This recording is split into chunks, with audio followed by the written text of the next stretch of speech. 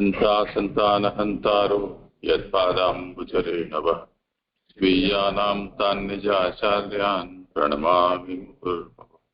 यदनुग्रहतो जन्तुः सर्वदुःखातिगो भवेत् तमहं सर्वदा वन्दे श्रीमद्वल्लभनन्दनम्।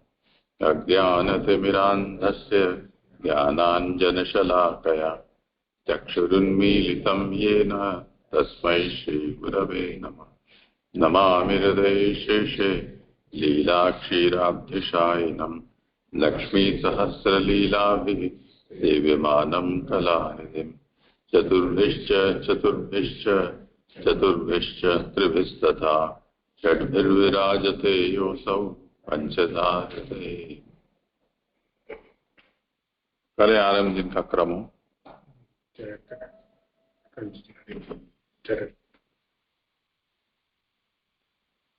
हाथ ऊंचा करें अपना जिनका क्रम हो।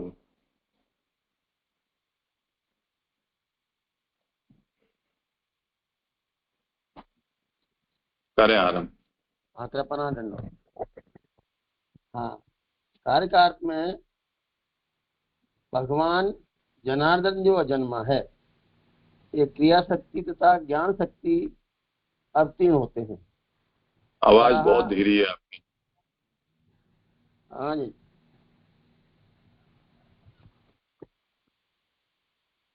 वराह आदि के रूप में भगवान ने बल का कार्य किया। आप कहाँ से बोल रहे हैं, उसकी पृष्ठ संख्या और पैराग्राफ, पेज नंबर ये सब बताया करें। एकदम से शुरू मत कर दें और इसका उपक्रम भी करें। नया अध्याय शुरू हुआ है। हाँ जी, अध्याय तीसरा है, पेज नंबर 120।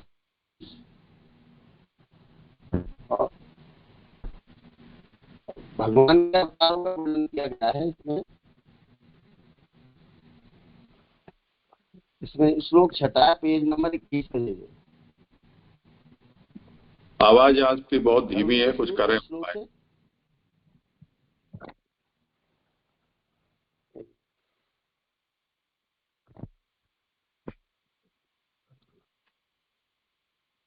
आगे जी, आ गई। हाँ चल, थोड़ा सा आप वॉल्यूम बढ़ाओ अपना खुद का। बढ़ा लिया मैंने। खुद की आवाज थोड़ा बुलंद करो, थोड़ी आपकी। चलो पढ़ो आप। ठीक है ठीक है। हाँ हाँ, इस श्लोक से चालू कर दो।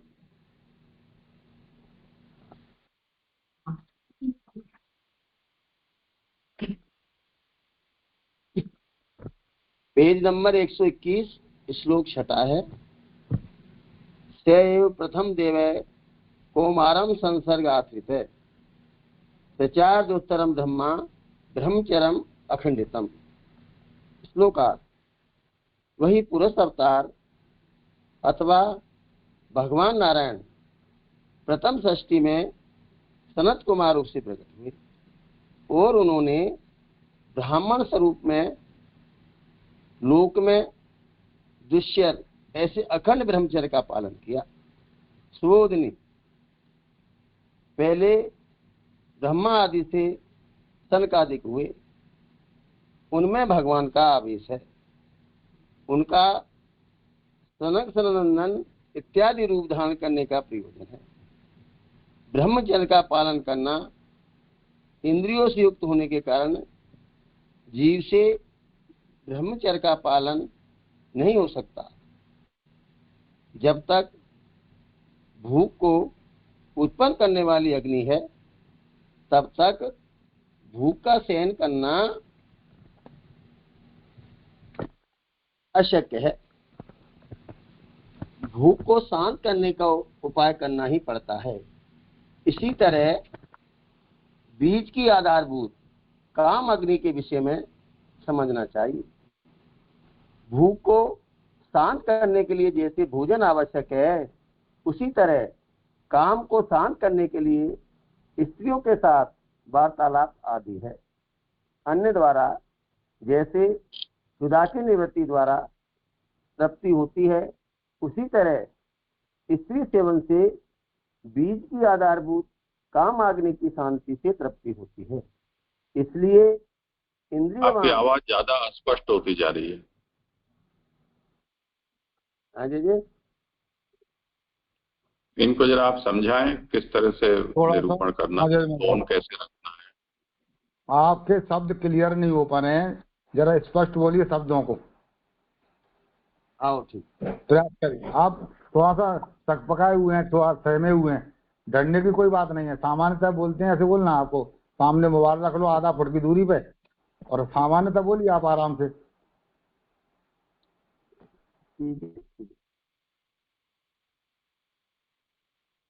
हाँ, हमने बताया जैसे खुदा की निगरानी द्वारा तृप्ति होती है, उसी तरह कर ले सेवन से मोबाइल। हेलो बीज की आधारभूत। हाँ, हेलो चरक, हाँ आपने शायद स्पीकर खोल लिया है। हाँ हाँ, वो तो गड़बड़ हो रही है उससे, या तो लीड लगाइए। एक फोन लग रहा है। हाँ तो वो उसको हटाओ फिर। एक मिनट, हटा दिया। हाँ, सामने मोबाइल को सामने रख लो एकदम, और उसका स्पीकर, मोबाइल का स्पीकर खोल के फिर बोलिए, कोई दिक्कत नहीं आएगी। आओ, एक बार आप ऐसा कीजिए कि जिन लोगों ने प्रस्तुति के लिए श्लोक लिए हैं उनको हर एक को कॉन्फ्रेंस में जोड़कर किस तरह से मोबाइल में बोलना है उसका प्रशिक्षण आप लोग दे दें, जिससे कि ये जिस समय हम करते हो उस समय का हमारा समय खराब ना हो। हर रोज ये रखें, जिनका भी क्रम हो उनसे एक वक्त पहले ये एक्सरसाइज करवा लें। मोबाइल रखना है, ईयरफोन उनके काम कर रहे हैं या नहीं, नेटवर्क उनके घर में कहाँ अच्छा आ रहा है, दूसरा वाईफाई में कोई दूसरे लोग जुड़े हुए हों तब भी नेट कमजोर हो जाता है, कुछ ब्लूटूथ वाले ईयरफोन काम नहीं करते हैं तो उसको हटा देने चाहिए। इन सब चीजों को थोड़ा अभ्यास हो जाएगा तो फिर ये बार बार विक्षेप नहीं होगा। जी चलो चलो शुरू करो।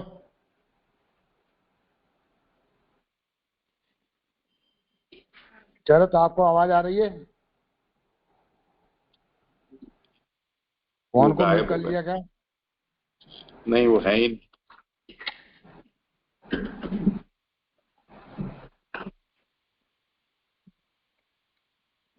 चलो नहीं है तो इसके बाद कौन का नंबर है? कृष्ण जी है। हाँ कृष्ण जी है। कृष्ण जी। हाँ कृष्ण जी हाजिर हैं क्या? उनको पूछो तो। हाँ कोई है तो सही। दंडोत के प्रणाम। उम्मीद है मेरी आवाज स्पष्ट मिल रही होगी। हाँ आ रही। दंडोत करूं आपको। मुझे छठा श्लोक ही करना है, छठा सातवां जो उन्होंने भी कर नहीं पाया वही। हाँ हाँ वही करने आप जी। थोड़ा सा उपक्रम लेके फिर करता हूं, मैं प्रयास कर रहा हूं। वल्लभ के चरणों में दंडवत प्रणाम करते हुए। हालांकि मैंने कभी इस प्रकार का कार्य ऐसा कोई प्रयास कभी किया नहीं है, अनेक प्रकार की भूल की पूरी संभावना है, फिर भी प्रयास करता हूं। जो क्रम हम लोगों ने देखा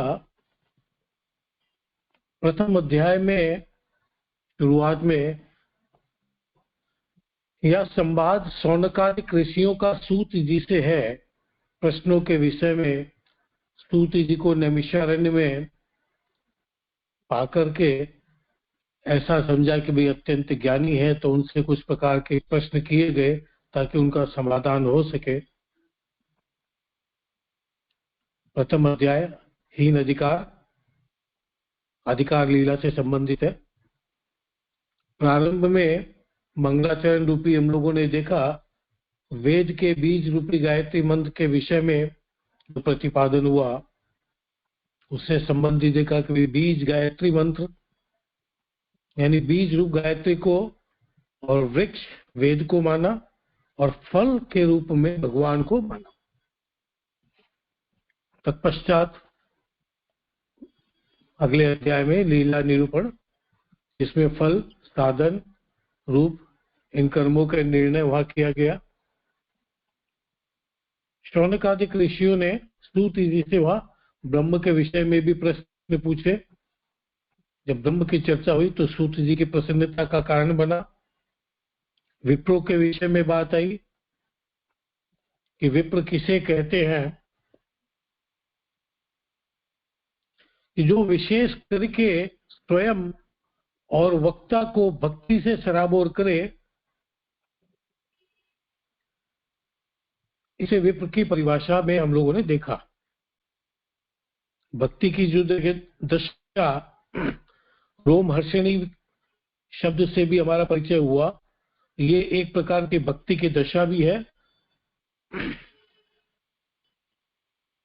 व्यास जी का रूप में यहाँ पर प्रकट होना, ज्ञान और वैराग्य का कथन भी हम लोगों ने यहाँ पर देखा। शुक जी का गृह त्याग करके जाना, फिर व्यास जी का उनके पीछे उनको पुकारते पुकारते जाना, ये भी संदर्भ में था। श्लोकों के अर्थ में अपन देखे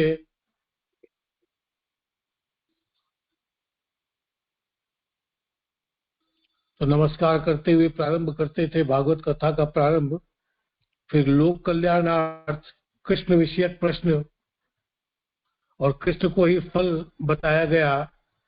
ऐहिक पारलौकिक सर्वत्र फल प्रदाता भी कृष्ण ही है। इस प्रकार के प्रश्न और संवादों से हम लोगों ने देखा। दूसरे अध्याय में आने के बाद धर्म में विधि जो विहित है, जिससे मोक्ष की प्राप्ति होती है, यानी पुरुषार्थ की यहाँ पर चर्चा हुई। अर्थ की कामना से धर्म करना भी ऐसी आज्ञा हुई कि इस प्रकार का परिश्रम करना व्यर्थ है, क्योंकि अर्थ की कामना से यदि कोई धर्म की कामना या कार्य होता है तो व्यर्थ है, नहीं करना चाहिए। एवज में यह भी कहा गया कि अर्थ को ही फल का धर्म मानना चाहिए। तो पुरुषार्थों के विषय में एक रूपता देखी, तत्व जिज्ञासा की इच्छा बनाए करने की बात आई। तत्व क्या है इस विषय में भी देखा कि ज्ञान द्वारा जो तत्व का अर्थ प्राप्त है, भले शब्द भेद हो और वास्तव में वो एक ही है। जैसे वेदों में पूर्ण पुरुषोत्तम को वेदों में ब्रह्म कहा गया है, भागवत जी में भगवान कहा गया है, गीता में परमात्मा कहा गया है। नामों के भेद होने से तत्व में भेद नहीं है, एक ही तत्व के अलग अलग नाम है, ये हमने देखा।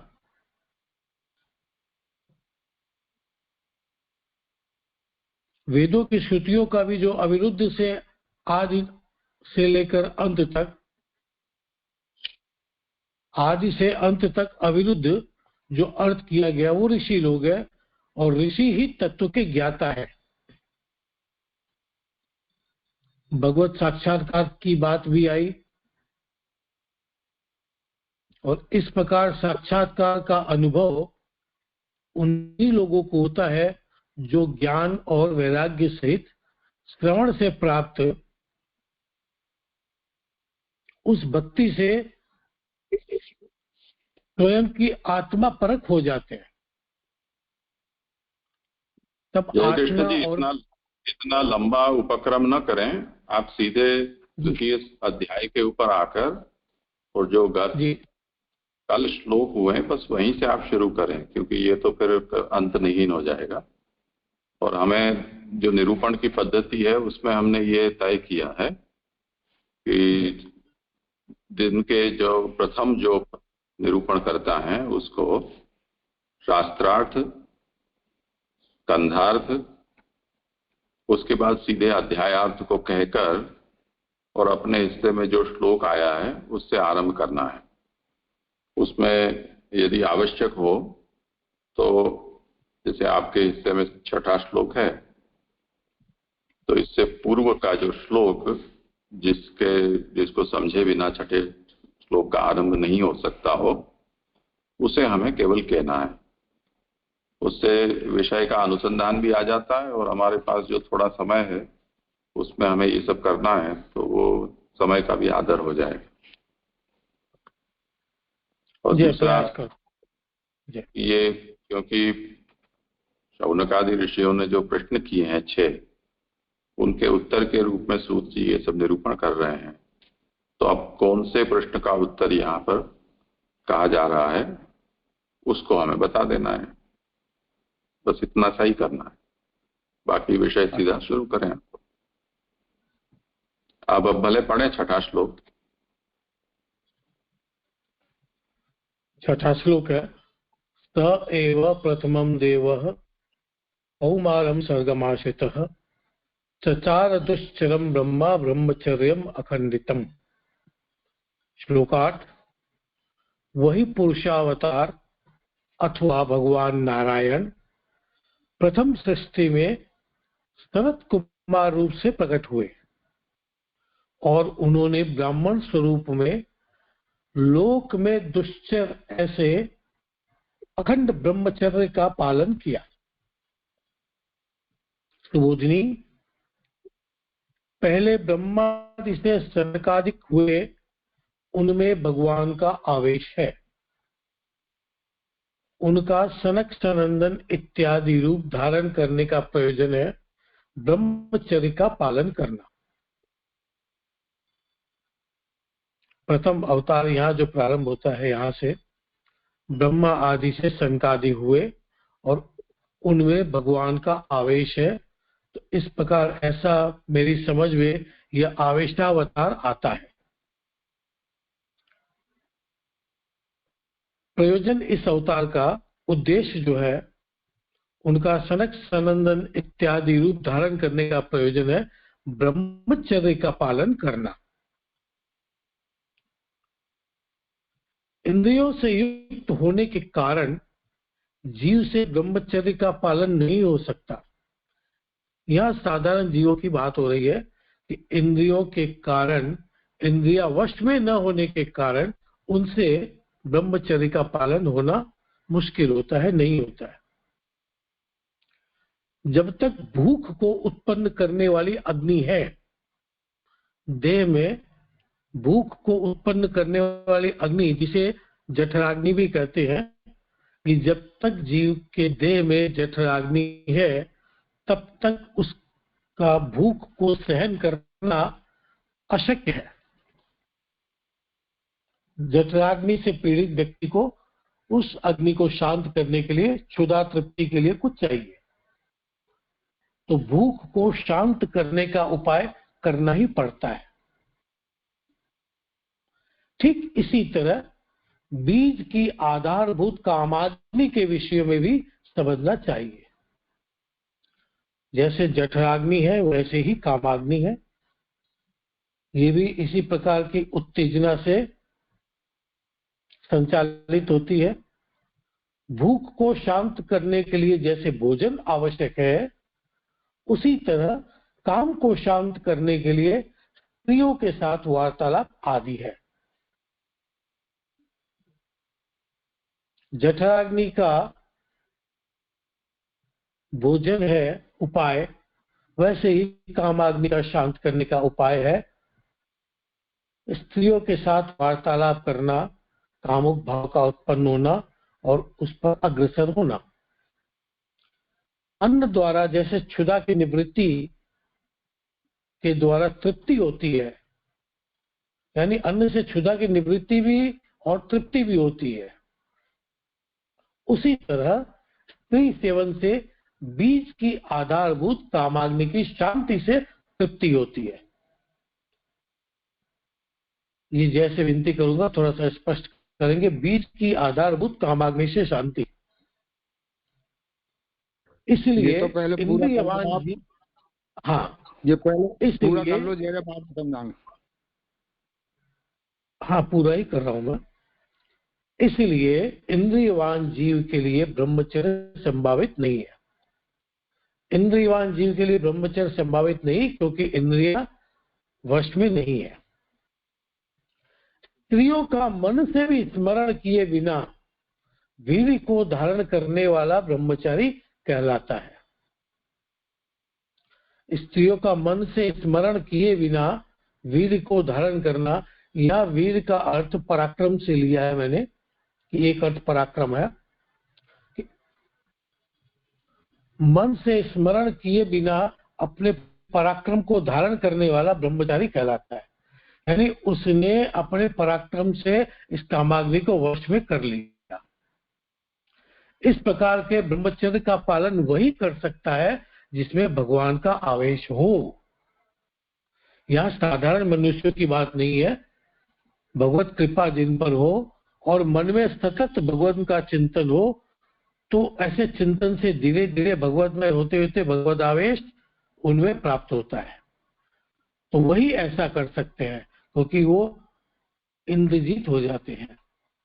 इसलिए प्रथम सनत कुमार का अवतार है, यही भगवान नारायण है। ब्रह्मचर्य का स्वरूप बताने के लिए प्रभु ने प्रथम सनत कुमार का रूप धारण किया। ब्रह्मचर्य के विषय में जानकारी देने के लिए, उसका स्वरूप बताने के लिए प्रभु ने प्रथम रूप से सनत कुमार का रूप धारण किया। बीज के ऊपर जल सिंचन से जिस तरह यह वृद्धिगत होता हुआ वृक्ष बनता है, उसी तरह स्त्रियां जो जल रूप है, उनसे जब बीज बढ़ता है तब वह उत्तरोत्तर यौवन को प्राप्त होता है। जिस तरह बीज के ऊपर सिंचन करने के लिए, उसे अंकुरित करने के लिए उसके पोषण की आवश्यकता होती है, उसी तरह स्त्रियों को जो यहाँ जल रूप बताया गया है, उनमें जब बीज बढ़ता है तब वह उत्तरोत्तर यौवन प्राप्त होता है। जल रूप स्त्रियों को यहाँ बताया गया है। स्त्री रूप जल से संबंध के अभाव में सनत कुमारों में सदा कुमारावस्था ही रही। ऐसा जो जल रूप स्त्री रूप जल से उनका पोषण नहीं होने के कारण सनत कुमारों में सदा कुमारावस्था ही रही, यौवनावस्था को प्राप्त नहीं हुए। कुमारावस्था के बाद की अवस्था है यौवन अवस्था, जिससे कामदेव तुच्छ किया गया हो, उसे कुमार कहते हैं। कामदेव का प्रभाव उस पर न पड़े, वो कुमार, अर्थात कामदेव का प्रभाव उस पर कुछ भी असर नहीं करता। अतः लोक में इस प्रकार का अखंड ब्रह्मचर्य पालन करना प्रसिद्ध नहीं है, क्योंकि उसका यहाँ प्रतिक्षण नाश संभव है। इस प्रकार का ब्रह्मचर्य पालन करना, अखंड ब्रह्मचर्य पालन करना लोक में प्रसिद्ध नहीं है, संभव भी नहीं है, क्योंकि प्रतिक्षण उसका नाश संभव है। इंद्रियां नियंत्रित नहीं होने के कारण भी इस प्रकार का ब्रह्मचर्य पालन नहीं हो सकता है। उसी ऐसा हम कहा गया है कि प्रतिक्षण नाश संभव है। तो श्लोक यहाँ संपन्न हुआ। किसी को कुछ कहना पूछना हो? प्रभु जी, एक कल के कारिका में प्रश्न रह गए थे, समय नहीं रह गया था, तो पूछ लो। कारिका में जो सबसे अंतिम जो पंक्ति है ना, जैसे कौमार, आर्ष, प्रजापत्य और मानव, ये सर्ग विशेषक, ये समझ में नहीं आया। ये आगे आ रहा है ना वो विषय, कौमार सर्ग पहला हुआ, फिर वो आगे बढ़ता जाए। जी जी। ये और जो अवतार जो गिनाए थे ना दीजिए अपने 120 नंबर के पेज पे, नीचे से जो तीसरी लाइन, धन्वंतरि इत्यादि केवल विष्णु है, ये विष्णु और नारायण जो पर्यायवाची है क्योंकि हमने देखा कि विराट पुरुष जो नारायण जो है वही सब अवतारों का मूल है। यहाँ पे विष्णु आया और अभी इसी श्लोक में जो अभी जब सनत कुमार का जब आ रहा है तो वहां पे आ रहा है कि यह भगवान नारायण है। तो दोनों एक ही ऐसे समझ रहे हैं। जी जी।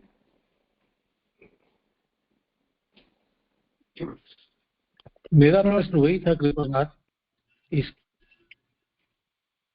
पृष्ठ नंबर 122 पे बीज की आधारभूत कामाग्नि से शांति से तृप्ति होती है, ये स्पष्ट नहीं होगा मुझे।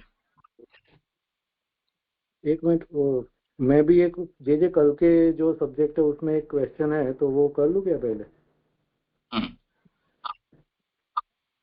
जी जी जी। यहाँ पे जो पेज 119 है उसमें जो सर्वदा के लिए संक्रमण को अवतार कहते हैं, तो शुद्ध सत्व में जिसमें हो वह शुद्ध, और जिस तत्व में रज तम सम्मिलित हो वह अशुद्ध। इस तरह इन भेदों से शरीर दो प्रकार के हैं।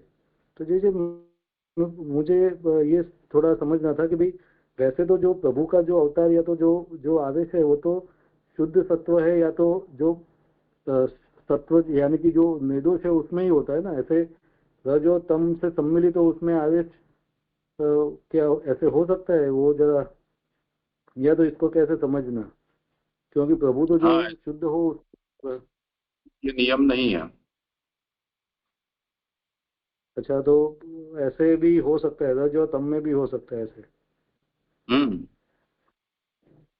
और बाद में उसके प्रभु के आने से वो शुद्ध हो जाएगा, ऐसा समझना फिर? नहीं, ऐसा नहीं। ये कहा ना कि शुद्ध सत्व जिसमें हो वह शुद्ध, और जिस सत्व में रजस और तमस सम्मिलित हो वह अशुद्ध।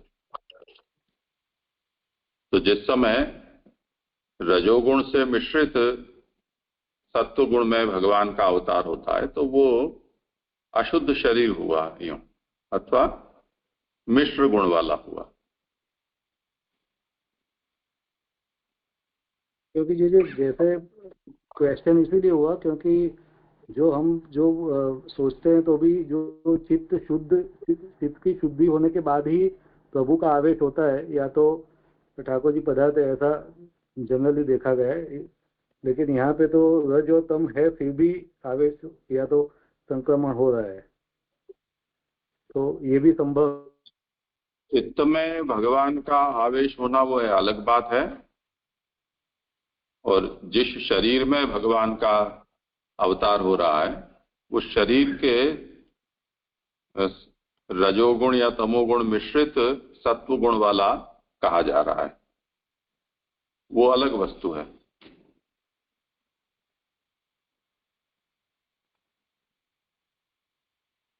जी जी। प्रश्नकर्ता की आवाज बहुत कम आ रही है, थोड़ी आवाज बढ़ाएं अपनी। हाँ, और किसी को कुछ कहना है? जी यहाँ ये 5-6 श्लोक में जो प्रथम सृष्टि ऐसे आप कहा है ना, तो आगे जो हम देखा था आगे द्वितीय अध्याय में तो नहीं, यहाँ पर भी देखा था स्टार्टिंग में जगरोहे पहले श्लोक से। तो प्रथम सृष्टि तो जो जड़ सृष्टि है, जो ब्रह्मांड ये 23 तत्व मिलाकर जो हुआ उसे वहाँ प्रथम सृष्टि शायद कहा गया था। फिर द्वितीय सृष्टि जो है वो ब्रह्मा जी की, सॉरी विराट की, और ब्रह्मा जी की सृष्टि को तृतीय, ऐसा कोई क्रम था शायद, ऐसा मेरे स्मरण में है। तो यहाँ प्रथम सृष्टि ये फिर से सीक्वेंस फिर से गिना रहा है, ये समझ प्रथम क्यों का समझ में नहीं आ रहा। करें समाधान किसी को करना हो तो। इसमें ये प्रथम सृष्टि नहीं है।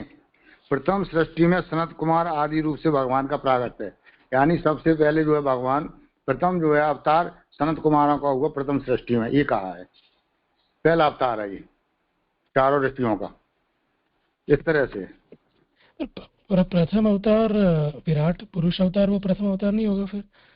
नहीं, यहाँ पर जो है वो अब यहाँ पर जो है इनका जो अवतार हो रहा नहीं, भगवत अवतार के रूप में जिनको मानते हैं अपन, वो अवतार है। अब भगवत अवतार के जो अंश अवतार प्रथम जो है अवतार हुआ है, यानी जो 24 अवतार जो बताए गए हैं उनकी अब जो आ रही है आगे, यानी सनत कुमार प्रथम अवतार हुए, इसके बाद में द्वितीय अवतार आपके जो है बड़ा, तृतीय अवतार नारद, तो उस क्रम में आएंगे ये। उसके लिए कहा है कि यानी ये प्रथम सृष्टि में ये चारों सनत कुमारों का माने अवतार हुआ है, ये है जी। वो समझे, पर पुरुष अवतार भी प्रथम अवतार नहीं था, वो अवतार तो था ही, राइट? तो वो भगवान का अवतार था, और ये जो 24 है वो नारायण के अवतार है, वैसे फिर समझेंगे। हाँ हाँ बिल्कुल सही, ऐसे 5वें श्लोक में इसका निरूपण हुआ है, एतन नाना अवताराणाम निधानम बीजम अव्ययम यस्यांशांशेन सृज्यन्ते देवतिर्यंग नरादयः। वहां ये बात कही ना कि ये जो विराट पुरुष है वो सभी अवतारों का निवास है और इन सब अवतारों के उद्गम का कारण है, और इसी के अंश से अंश रूप मरीचि आदि देवता, पक्षी और मनुष्य आदि उत्पन्न होते हैं।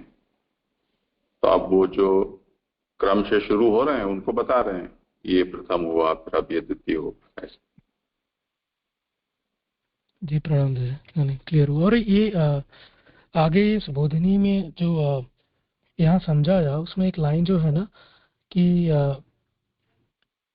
स्त्रियां जो उसी तरह स्त्रियां जो जल रूप है, उनसे जब बीज भरता है तब वह उत्तर उत्तर यौवन को प्राप्त होता है। तो थोड़ा पढ़ने पे दो बार ऐसा समझ में आता है, जैसे क्योंकि सनत कुमार जो 4 है वो हमेशा कुमार रहे, उनकी आयु कभी बढ़ी नहीं, तो उसका कारण है कि वो ब्रह्मचर्य में थे। किंतु फिर उनका देह लौकिक नहीं था, क्यों? क्योंकि वैसे हम भाव विकार जो समझते हैं ना, जायते वर्धते, फिर विपरिम विपरिम, मतलब वो विकार तो देह का है, लौकिक है। तो उसमें ये समझ में नहीं आया, क्या उनका देह लौकिक नहीं था इसलिए, क्योंकि भगवान का आवेश हमेशा रहता था, या फिर ये भगवान के अवतार है इसलिए, ऐसे समझेंगे फिर? ये बोनसाई होते हैं ना वृक्ष की, वो बोने क्यों रह जाते हैं?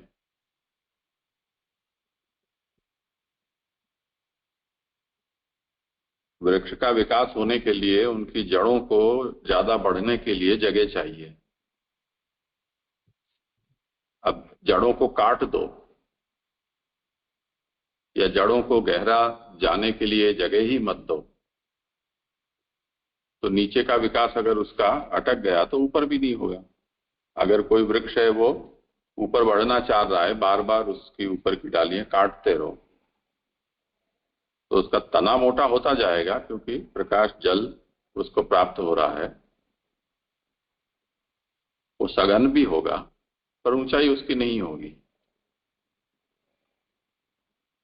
तो ये सनत कुमार हैं, चारों की चारों, सनक, सनत कुमार, सनत सुजात और सनंदन, ये 4 सनत कुमार नाम से कहे जाते हैं। इन चारों में ब्रह्मचर्य के कारण, जैसे बीज को सिंचन प्राप्त होना चाहिए उस तरह से ब्रह्मचर्य पालने के कारण उनको कोई सिंचन प्राप्त नहीं हुआ, इसके कारण वो कुमार अवस्था में ही रहे, ये तात्पर्य। जी पर यहाँ पुराणानंतर में कोई ऐसी भी कथा मिलती है ना कि वो भगवान का वरदान था उन्हें, या ऐसा कुछ कि जिसके कारण वो कुमार रहे हमेशा? यहाँ उसका लॉजिक है शायद। वो तो सही बात है, पर कुमारावस्था का जो यहाँ क्या है कि आचार्य शरण तीनों ही अर्थ बताते हैं, आदिभौतिक, आध्यात्मिक और आधिदैविक, तीनों ही अर्थ हैं। तो जो कुमारावस्था का वर्णन किया है उसमें ये भौतिक अवस्था है। ऐसी अवस्था कैसे निभ पाई? तो वो ब्रह्मचर्य, ये उसका आध्यात्मिक कारण हुआ, और भगवान ने उनसे यही चाहा, क्योंकि उनके जैसा दुष्चर तब कोई इंद्रियवान मनुष्य कर सके ऐसी सामर्थ्य है नहीं, इसलिए भगवान के आवेश से सनत कुमार इस तरह के दुष्चर ब्रह्मचर्य का पालन कर पाए। तो वो भगवान की इच्छा या कृपा था, वरदान था, जो भी को, तीनों ही बातें इसमें समझनी है। जी जज, ऐसे नहीं सोचा था। प्रणाम। इसको जो है इस भाव से भी क्या ले सके, जैसे भौतिक दृष्टि से, कि कुछ क्रिया प्रक्रिया शारीरिक ऐसी होती है जो शरीर को क्षीण भी करती है। तो शरीर देह का क्षीण होना कुमारावस्था से यौवनावस्था या प्रौढ़ावस्था तक ले जाता है। चूंकि ऐसी कोई क्रिया प्रक्रिया उनकी नहीं थी, उस कारण वो कुमारावस्था में ही रहे। क्या इसको इस तरीके से भी समझा जा सके जय? वही तो कहा ना यहाँ, ब्रह्मचर्य उसी को तो कहा।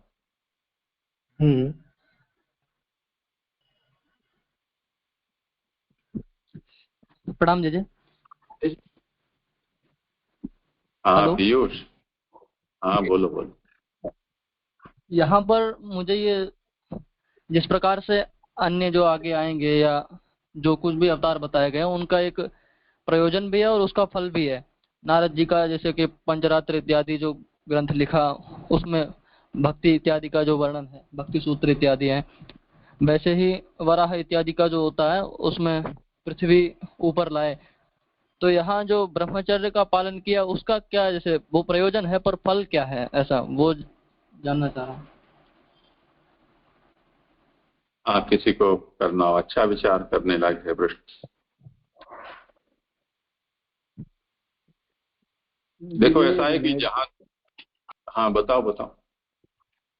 अरे जो मैं भी वही प्रश्न था मेरा भी कि भी ये जो है उससे उपदेश ये ग्रहण हो रहा है कि भी जो तप है उसका महात्म्य दिखा रहे या वैराग्य है उसके सेंस में इसका इतना जो है वो बता रहे, यानी ये जो इससे क्या ग्रहण क्या करना, वही प्रश्न था थोड़ा। हाँ हाँ, देखो ऐसा है कि महाप्रभु इस बात को आज्ञा कर रहे हैं। मूल श्लोक में जो हमारे पास उपलब्ध है वो इतना ही है कि सैव प्रथमम देवः कौमारम सर्गमाश्रितः चचार दुश्चरम ब्रह्मचर्यम अखंडितम। उन्होंने दुश्चर ब्रह्मचर्य का पालन किया।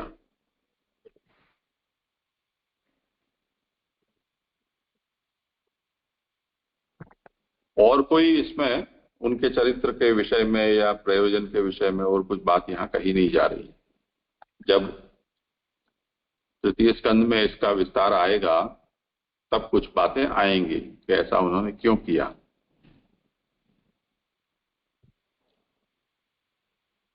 तो जहां पर नहीं कहा गया है वहां हमें उसे सोचना है कि भगवान इनके द्वारा क्या बोध कराना चाहते हैं। तो जैसे यहाँ ये कहा है कि जो इंद्रियवान है, मनुष्य हैं, उनके लिए इस प्रकार का ब्रह्मचर्य धारण करना संभव नहीं है। तो विषयासक्ति के कारण होने वाले अनिष्ट या सृष्टि का आगे उत्तरोत्तर वृद्धि और उसी से होती संसार आसक्ति और उससे होता बंधन, इन सब की अनिष्टकारकता भगवान समझाना चाहते हैं और उसके लिए एक आदर्श भी प्रस्तुत करना चाहते हैं। इसी तरह की एक कथा ईसाइयों की बाइबल में भी आती है कि स्वर्ग में कुछ स्त्री पुरुष रहते थे, वहां वस्त्र धारण नहीं करते थे और वहां ईश्वर ने उनको कह रखा था कि तुम ये पाप का फल है उसको मत खाना। तो बहुत समय तक उन्होंने उस फल को खाने की इच्छा को काबू में रखा, पर शैतान ने उनको बरगला दिया और उसके कारण जो स्त्री थी उसने पुरुष को कहा कि चलो हम इस फल को चखते हैं। तो वो स्त्री माया से मोहित जो पुरुष था उसने उस पाप के फल को खाया और खाने के बाद संसार में प्रवृत्ति हो गई और उसी से जो भगवान है वो अप्रसन्न हो गए और उन्होंने शाप दे दिया कि तुमसे जो भी प्रजा पैदा होगी वो सब पाप की संतान होगी। तो ये ईसाई धर्म के हिसाब से वो जो प्रथम युगल थे उनकी जो भी संततियां हैं आज पूरे संसार में, वो सब की सब उस पाप को अपने साथ में लेकर पैदा होती है।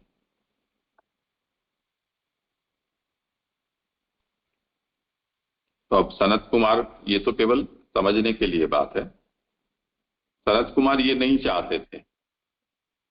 यद्यपि उनको पैदा ब्रह्मा ने इस अपेक्षा से किया था कि भगवान ने जो ब्रह्मा को आदेश दिया है सृष्टि का, वो सृष्टि निर्माण के कार्य में ये सब सहयोगी बने।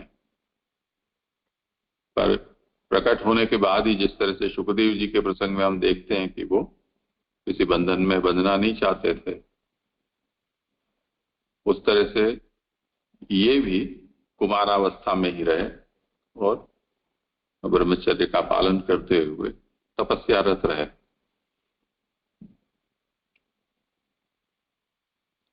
तो सृष्टि जो है वो ऐसा आरंभ है कि जो शुरू होने के बाद अटकता नहीं है। इसलिए जो नीति है कि अनारंभो मनुष्याणाम प्रथमम बुद्धि लक्षणम आरब्धस्यांत गमनम द्वितीयम बुद्धि लक्षणम।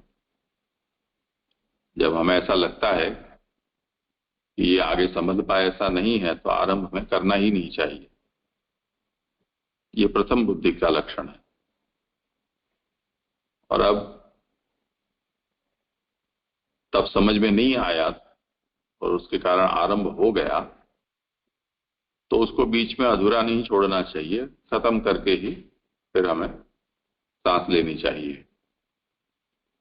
तो आरब्धस्य अंतगमनम द्वितीयम बुद्धि लक्षणम। तो सनत कुमार ने प्रथमम बुद्धि लक्षणम को पकड़ के रखा कि हम इस झंझट में पड़े ही क्यों कि जो आगे हमसे संभल नहीं पाए। जैसे आगे आएगा कि ब्रह्मा जी ने भी सृष्टि की और उसके साथ ही ऐसी ऐसी सृष्टि पैदा होने गई कि ब्रह्मा जी को ही खाने पड़ गई पीछे उनके। तो ब्रह्मा की सृष्टि को ब्रह्मा खुद भी नहीं संभाल पाए। तो सनत कुमार ने सबसे अच्छी बात की कि हम इस झगड़े में पड़े ही क्यों कि आगे संभालने की झंझट ना पड़े।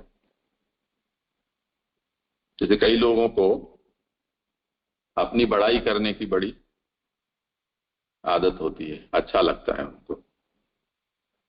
अब जो भी कुशलता अपनी वो बखानते हैं तो जिन लोगों के भी ज्ञान में वो बात आता है कि ये व्यक्ति ये चीजें जानता है,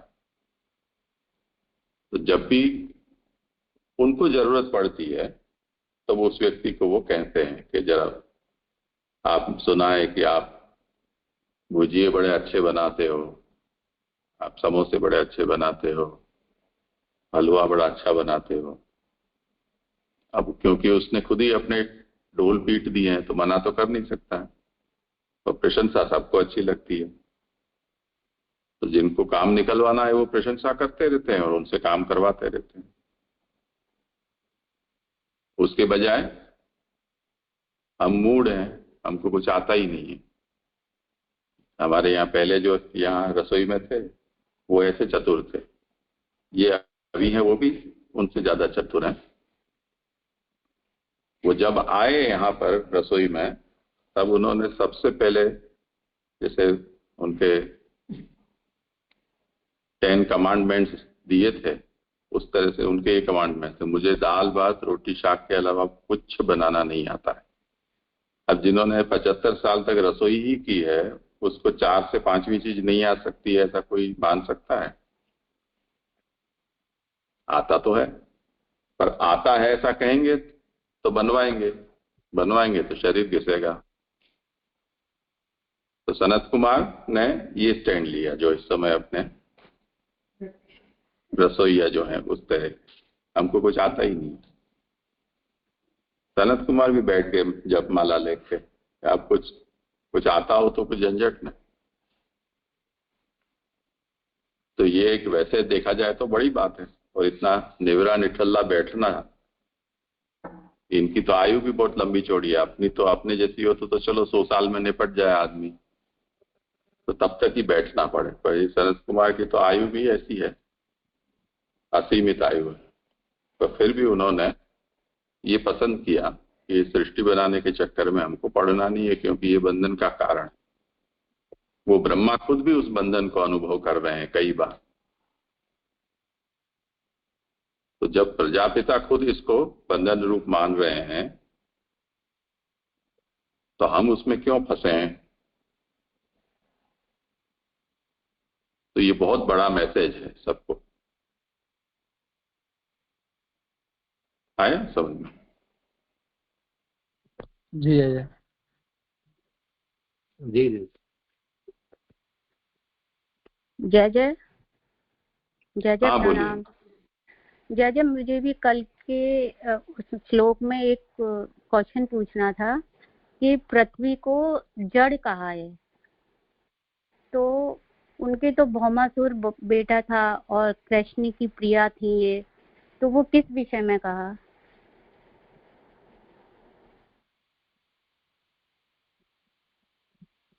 ये आदि भौतिक स्वरूप, आध्यात्मिक और आदि दैविक, ये तीन को अलग अलग समझना चाहिए। गंगा का जो पानी है वो जड़ है जी।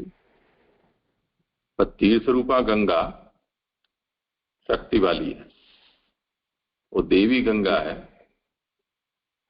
वो जड़ नहीं है। तो जो पृथ्वी देवी की बात हो रही है वो उसके आदिदेविक स्वरूप के कहा जा रहा है, और जिसे जड़ कहा जा रहा है वो उसके आदि भौतिक स्वरूप। जैसे हमारा शरीर है जी। वो अचेतन है, जिसको हम जैसे बाल काट देते हैं, नाखून काट देते हैं, कहाँ तकलीफ होती है। हाँ। आज जिसकी मृत्यु हो जाने पर जला देते हैं तब भी शरीर को थोड़ी कोई पीड़ा होती है, तो वो जड़ है।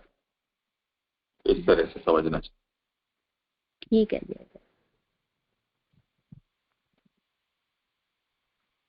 आगे किसी को कुछ हो, अन्यथा करें आगे। नहीं, यहाँ जो अभी चर्चा चली ना वो तो ऊपर बोधिनी में ये आज्ञा जो कर रहे हैं कि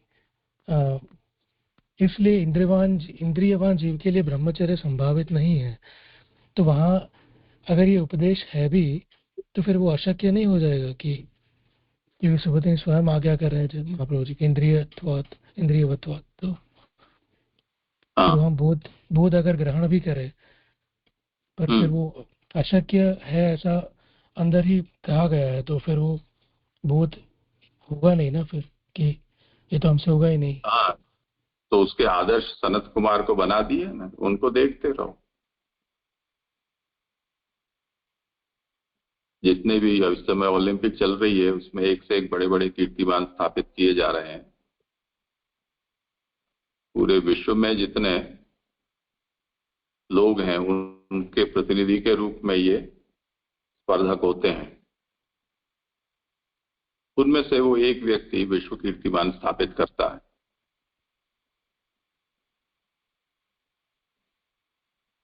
तो ताली तो बजा ही सकते हैं ना।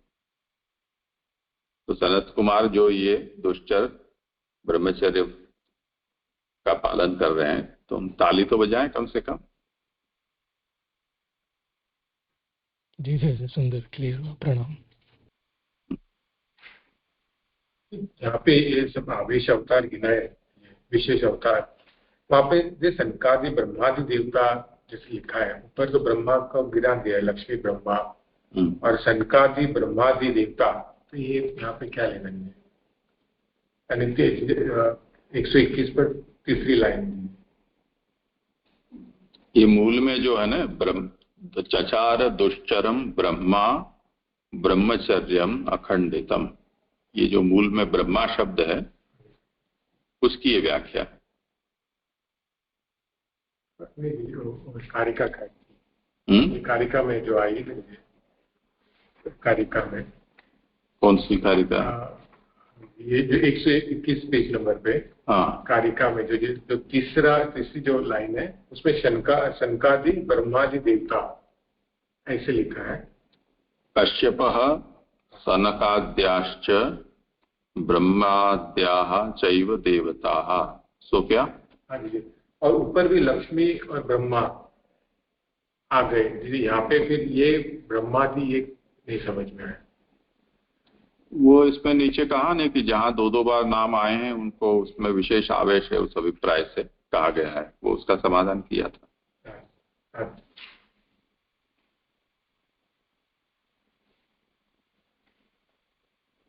ये जाट मोहित कब से हाथ ऊंचे रखते खड़े हैं, आप कुछ कहना चाहें? हाँ कृपनाथ, हाँ मैं नेटवर्क नहीं आ रहे थे कृपनाथ उस टाइम पे हमारे। हाँ कोई बात नहीं, अभी वो जय कृष्ण जी कर रहे हैं, अब अगर आपको ठीक लग रहा है तो करें। 7वां श्लोक अब शुरू होगा। जय कृपनाथ। धन्यवाद। द्वितीयतां तु भावस्य रसातलगतां महिम उदीर्षण उपादत्य यज्ञ शोकरम बपू। आवाज आ रही थी? धीरी है आवाज, पर मुझे तो सुनाई दे रही है। यहाँ दूसरे 10-12 लोग बैठे हैं, उनको पता नहीं सुनाई दे रही, थोड़ी थोड़ी। थोड़ा बढ़ा सके तो उत्तम होगा, अन्यथा हम श्रवण शक्ति बढ़ाएंगे। ठीक है, देखो पढ़ाने की कोशिश करूंगा। नेटवर्क कम आ रहा है, पता नहीं क्या बात है आज। श्लोकार्थ। इस प्रपंच का विस्तार से निर्माण करने के लिए रसातल में स्थित पृथ्वी का उद्धरण करने वाले यज्ञेश भगवान ने वराह का शरीर धारण किया। यह भगवान का दूसरा अवतार है। शोधनी स्वर्ग आदि कर्म भूमि नहीं है, इसलिए वहां यदि जगत का निर्माण किया जाता है तो इस प्रपंच का अत्यधिक विस्तार नहीं होता। इसलिए भगवान वराह ने भूमि उद्धार किया। तदनुसार इस द्वितीय अवतार का निरूपण करते हैं। इन अवतारों का विचार द्वितीय स्कंद के 7वें अध्याय में करेंगे। यहाँ तो संक्षेप में उद्देश्य मात्र से निरूपण है। सब कल्पों का जो आदि देविक रूप है, जो जिसका तृतीय स्कंद के 13 अध्याय में निरूपण किया गया है, उस आदि वराह कल्प में वराह के जन्म दिवस पर निर्मित पृथ्वी को जो रसातल में चली गई थी, उसे वराह अवतार ने उद्गत किया। इसी का निर्देश रसातल गताम महिम पदों में किया गया है। यहाँ इस श्लोक में पुरुष अवतार से वराह का प्रादुर्भाव बताया गया है और तृतीय स्कंद में ब्रह्मा से बताया है। इस विरोध का परिहार आगे तृतीय स्कंद के 13 अध्याय में करेंगे। और आगे बढ़ो जय। हाँ करो, किसी को पूछना होगा तो पूछेंगे।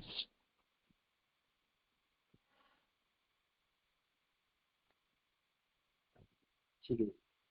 अस्तु, पृथ्वी का उद्धार करने के लिए भगवान ने सूकर देह धारण किया। यह बड़ा अवतार पुरुष अवतार नहीं है। यज्ञ के अधिष्ठात धर्म रूप भगवान का अवतार है, क्योंकि यज्ञ आदि क्रिया में यज्ञाधिष्ठात धर्म रूप से भगवान मूलक है। यहाँ क्रम प्राप्त द्वितीय अवतार नारद जी का है, तो फिर वराह को द्वितीय अवतार कैसे कहा? इसके समाधान में कहते हैं कि श्रीधर स्वामी के मतानुसार यहाँ प्रथम द्वितीय शब्द ये प्रथम द्वितीयतम भावायस्य केवल निर्देशक है, क्रम बताने वाले नहीं है। किंतु यह मत ठीक नहीं है। वस्तुत यह प्रथम द्वितीय शब्द किसी दूसरे ही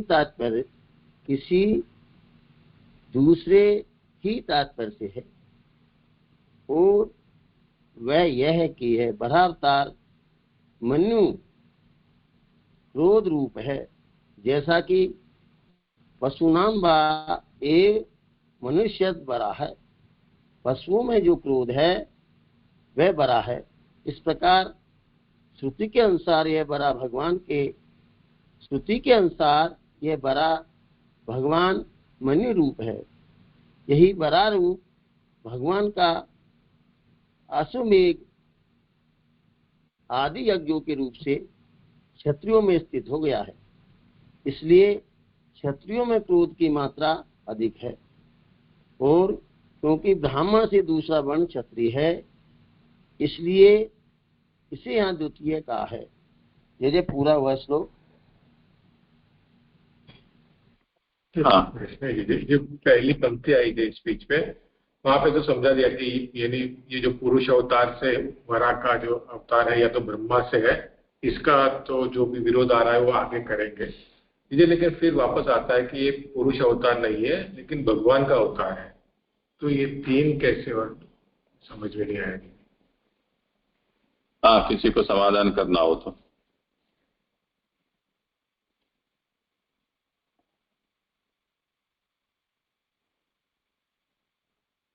मैं करूं? हाँ, जो को भी कर।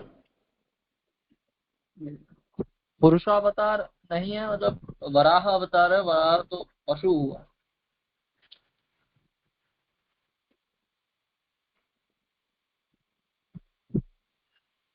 आवाज कट रही। हेलो, आवाज नहीं आ रही है? हाँ, 2 शब्द सुनाई दिए बस। जी, मतलब यहाँ पर पुरुषावतार से मतलब पुरुष थोड़े ना, जो सुकर है अर्थात वराह है वो पशु है, इस तरीके से जानना चाहिए।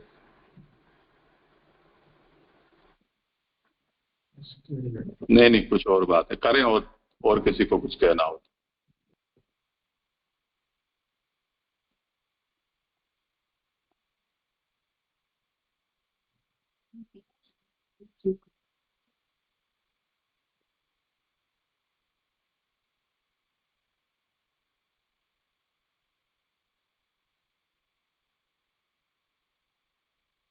व्याख्याकारों ने इस पर प्रकाश डाला है, देख लेते हैं उसको।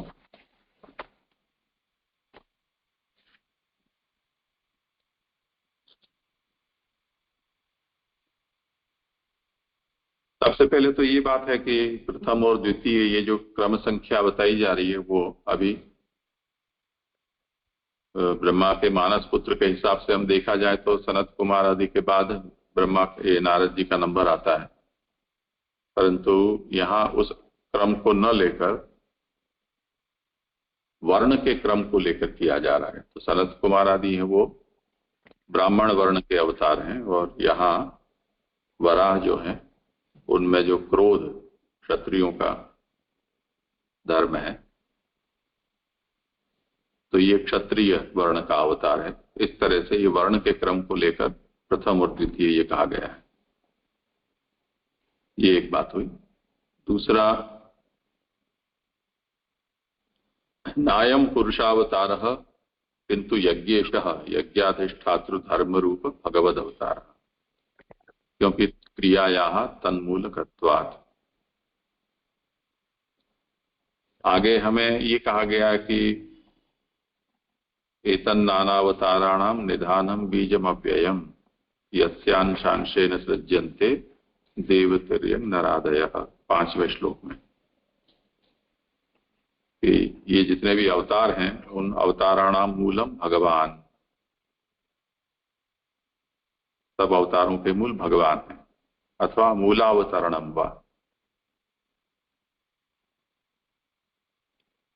और जो नानावतार हैं वो सब कैसे हैं, तो मत्स्यादि नाम नानावताराणाम निधानम बीजम अव्ययम।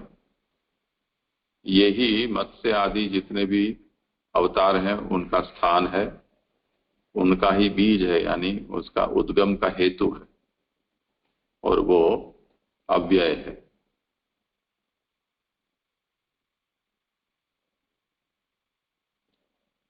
इस तरह से 5वें श्लोक में ये बात बताई गई।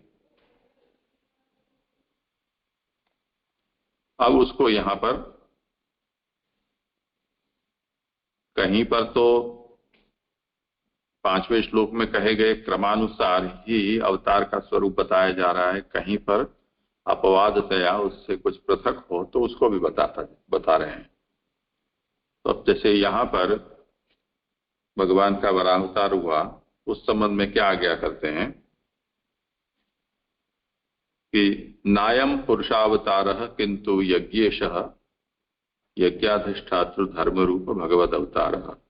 ये पुरुषावतार नहीं होकर यज्ञ के अधिष्ठाता रूप जो धर्म रूप भगवान है उनका ये अवतार है, क्योंकि क्रियाया तन्मूलकत्वात्, जो क्रिया है वो यज्ञ मूलक है अथवा धर्म मूलक होती है, इसलिए इसको पुरुषावतार न मानकर इसको यज्ञ के अधिष्ठाता हैं जो धर्म रूप है ऐसे भगवान का अवतार इसको मानना चाहिए। इस पर लेखकार श्री वल्लभ जी है वो आज्ञा करते हैं कि नायम पुरुषावतारः इति अत्र पुरुषांशत्व मात्रमेव अन्यावतारवत् न अपितु यज्ञाधिष्ठातृ धर्म रूपत्वमपि इत्यर्थ। अगर हम ये कहेंगे कि ये पुरुषावतार नहीं है तो जितने भी अवतार होते हैं वो तो पुरुषावतार के रूप में ही होते हैं और इस बात को आगे निरूपण करके आए ही हैं, तो उससे विरोध हो जाएगा। तो महाप्रभु की इस पंक्ति का तात्पर्य क्या समझना चाहिए, तो वो ये समझा रहे हैं कि यहाँ नायम पुरुषावतार है, इसका मतलब ये केवल पुरुषावतार नहीं है परंतु उससे भी अधिक पुरुषावतार होते हुए भी यज्ञ के अधिष्ठाता धर्मरूप जो भगवान हैं वो भी इसमें अवतार रूप में जुड़े हुए हैं। तो अत्र पुरुषांशत्व मात्रमेव अन्यावतारवत् न, पुरुष के अंश मात्र जैसे अन्य अवतार होते हैं उस तरह से ये बड़ा अवतार पुरुष के अंश रूप मात्र नहीं है, अपितु यज्ञाधिष्ठातृ धर्म रूपत्वम अपि, इससे यज्ञाधिष्ठाता धर्म रूप भी ये हैं। तो इतनी इसमें अधिकता हमें समझनी है, ये तात्पर्य।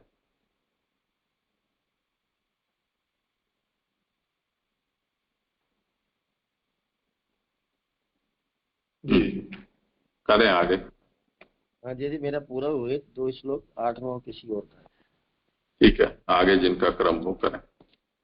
मेरा ही है जय पुनः वापस 8वां। हाँ, की संपन्नता के पिता।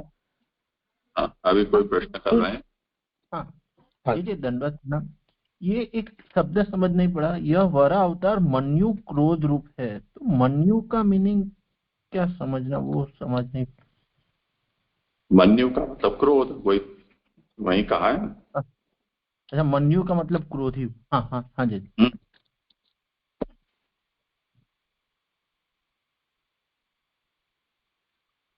करूँ जो आगे है? हाँ करो। सात्विक श्लोक की संपन्नता के बाद 8वां श्लोक। तृतीयम ऋषि सर्गञ्च देव चित्तम उपेत्य सह तंत्रम सात्वतम आचष्ट नैष्कर्म्यम कर्मणाम यतः। श्लोकार्थ।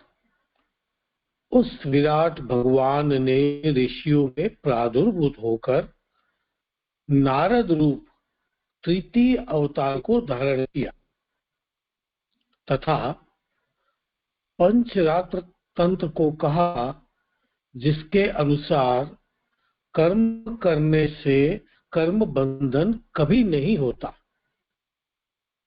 सुबोधिनी। नारद में भगवान का आवेश है, इसलिए वे विशेषावतार हैं। वे ऋषि है और मंत्र दृष्टा को ऋषि कहते हैं। वे कर्म के अंगभूत हैं, अर्थात प्रथम श्लोक में कर्म रूप यज्ञ का निरूपण हुआ है और मंत्र दृष्टा ऋषि कर्म के अंगभूत है, इसलिए नारद को तीसरा अवतार कहा गया है। अथवा द्रव्य, देवता और मंत्र, यहाँ मेरे हिसाब से द्रव्य और देवता के मध्य शायद कॉमा लगना चाहिए, ये मेरी समझ है। अथवा द्रव्य, देवता और मंत्र, यहाँ इस क्रम में मंत्र क्रम से तृतीय है, इसलिए मंत्र दृष्टा होने से नारद तीसरे अवतार हुए। वह पुरुषावतार ही प्रथम ऋषि सर्ग को प्राप्त करके सनक सनंदन आदि रूप बना, किंतु सनक सनंदन आदि रूप यह ऋषि सर्ग मुख्य तथा ज्ञानी होने के कारण कर्म का अंगभूत नहीं था। तात्पर्य है कि तृतीय अवतार जो बताया है नारद जी को मंत्र दृष्टा ऋषि कह के, ऋषि मंत्र दृष्टा होते थे और कर्मों के अंगभूत है, जैसा प्रथम श्लोक में कर्म रूप यज्ञ का निरूपण किया, और मंत्र दृष्टा ऋषि कर्म के अंगभूत है, तो उसके अनुसार नारद जी को तीसरा अवतार कहा गया है। सनक सनकादिक और वराह अवतार के बाद तीसरा अवतार नारद जी का। या द्रव्य, देवता और मंत्र, मंत्र यहाँ पर तृतीय स्थान पर आता है, क्योंकि मंत्र दृष्टा होते हैं ऋषि, इस क्रम से भी नारद जी को तीसरा अवतार यहाँ कहा गया है।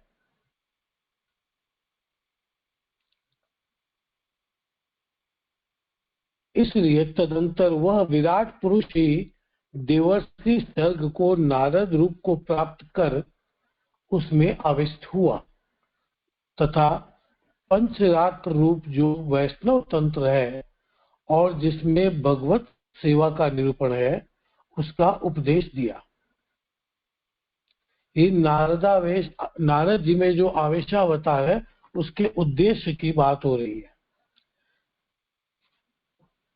नारद जी में आवेश होने से पंचरात्र रूप या वैष्णव तंत्र या सत्व तंत्र रूप ग्रंथ का निरूपण किया और उसमें उपदेश दिया भगवत सेवा का। भगवत सेवा का निरूपण भगवान ही कर सकते हैं, अन्य नहीं। इसलिए भगवान नारद जी में आविष्ट हुए। अवतार का प्रयोजन यही है कि इस प्रकार के ग्रंथ का निरूपण करना जिसमें भगवत सेवा की बात हो, और ये भगवत सेवा उसका निरूपण भगवान के अलावा किसी में सामर्थ्य नहीं है करने की। इस कारण नारद जी में उन्होंने आवेशावतार किया। सेवा में संपूर्ण कर्म सेवा के अंगभूत बन जाते हैं, इसलिए वे कर्म बंधक नहीं होते। सेवा संबंधित जितनी भी क्रिया जो सेवा परक होते हैं, उनकी समस्त क्रियाएं सेवा संबंधित ही होती है और वो सब सेवा के अंग ही माने जाते हैं। इसलिए वे लौकिक या सांसारिक किसी भी प्रकार के कर्म के बंधक नहीं होते, यानी अर्थात कर्मों की निष्कर्मता हो जाती है, वो कर्म निष्कर्म हो जाते हैं। यह सेवा की ही मुख्यता होती है, कर्मों की नहीं। मुख्य रूप से संपूर्ण समर्पित भाव से सेवा की बात है, तो सेवा ही मुख्य हो जाती है और उनकी क्रियाएं भी सेवा संबंधित ही होती है, तो सेवा की मुख्यता होती है, कर्मों की नहीं। सेवा भगवत भक्ति रूप है, अतः यह भक्ति भगवत रूप होने के कारण सभी को कर्म बंधन से मुक्त रखती है। भगवत भक्ति होने के कारण ही व्यक्ति सेवा करे, भक्ति नहीं हो तो सेवा संभव नहीं हो सकती है। अतः यह भक्ति भगवत रूप होने के कारण सभी को कर्म बंधन हो गए। लौकिक आसक्ति, ये बंधन कर्मों के हैं, और जो सेवा परक हो जाते हैं उनको इस कर्मों से मुक्त रखती है। इतना सा मुझे मात्र समझ में आया। किसी को कुछ कहना पूछना हो?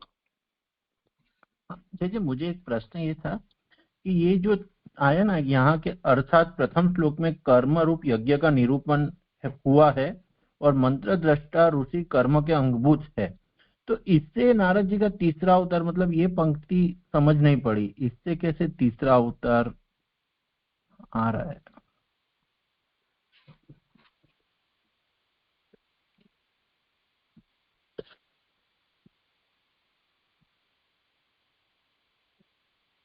करें समाधान।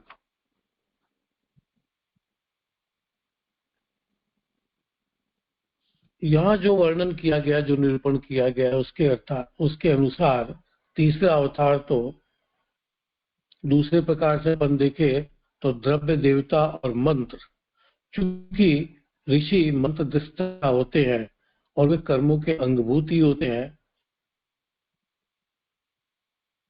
और द्रव्य, देवता, मंत्र के क्रम में मंत्र तृतीय स्थान पर आता है, तो मंत्र दृष्टा होने के कारण नारद जी का तृतीय अवतार माना गया है। ये तो यहाँ स्पष्ट होता है। नहीं, अथवा करके दूसरा ऑप्शन दिया है ना, या मतलब ये द्रव्य, देवता और मंत्र, मतलब दूसरा से हम अगर तीसरा क्रम समझना है तो समझ सकते हैं, ऐसा दूसरा ऑप्शन दिया है। पहले ऑप्शन में कुछ अलग है, या दोनों एक ही समझने हैं?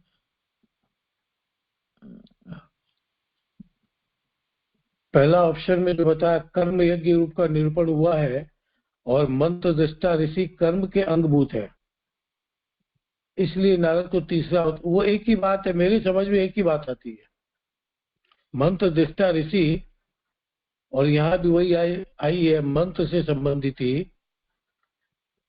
तो मंत्र तृतीय स्थान पर आने से तृतीय स्थान है। मेरी समझ में तो इतना ही आया, बाकी स्वयं जय विराज रहे क्लियर करेंगे। हाँ, किसी को और कुछ कहना हो?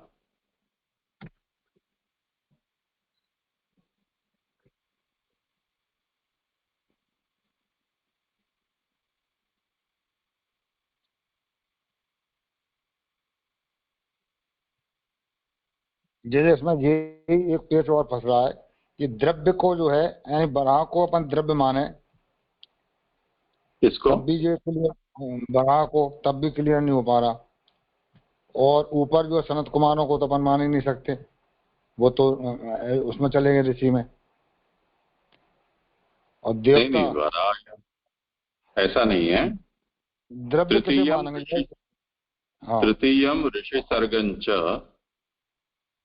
ये जो तीसरा है सर्ग वो ऋषियों का है, तो ऋषि में नारद है, वो अवतार रूप हुए, आवेश अवतार रूप। तो ये जो तृतीय रूपता है वो किस अर्थ में संख्या की समझनी है, उस पर आचार्य चरण आज्ञा करते हैं कि ये ऋषि सर्ग कहा है। ऋषि मंत्र दृष्टा को कहते हैं, और जो मंत्र है वो द्रव्य, देवता और मंत्र, इस क्रम से यदि सोचा जाए तो वो तीसरा आता है मंत्र। तो ऐसे मंत्र के दृष्टा जो ऋषि हैं, ऋषि होने से ये तीसरा अवतार हुआ। इसमें देवता और द्रव्य के रूप में आगे के दो अवतारों को उसमें जोड़ने की आवश्यकता नहीं है।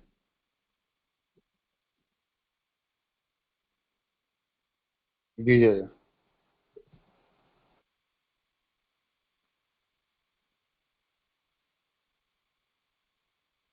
तो मतलब यहाँ प्रथम, द्वितीय, तृतीय जो क्रमांक है वो सिक्वेंशियल है, पर रेफरेंस अलग अलग है सबके। एक द्वितीय का रेफरेंस है वर्ण का, यहाँ पर कोई। हाँ जी हाँ, ऐसे।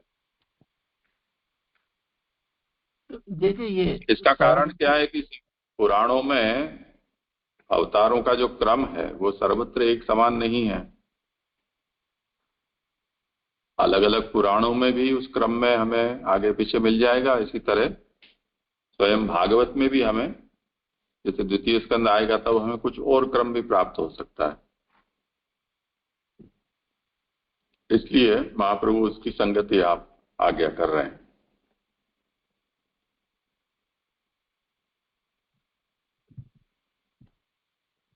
ये द्रव्य देवता से क्या समझना है? एक शब्द लिखा हुआ है कि अलग अलग है द्रव्य और देवता।